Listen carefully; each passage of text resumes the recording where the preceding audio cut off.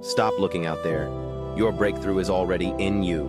Sometimes we're searching on the outside, chasing validation, waiting for more, wishing we had what someone else has.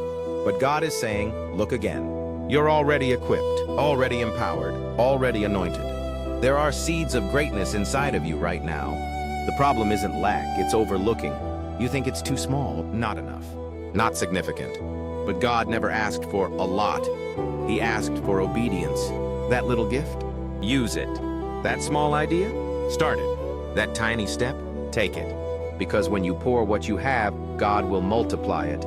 Just like the oil. It didn't flow when she waited. It flowed when she poured. Breakthrough isn't found in what you don't have.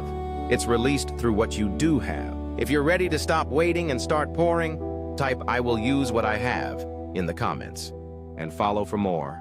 You already have what it takes, you're just not using it.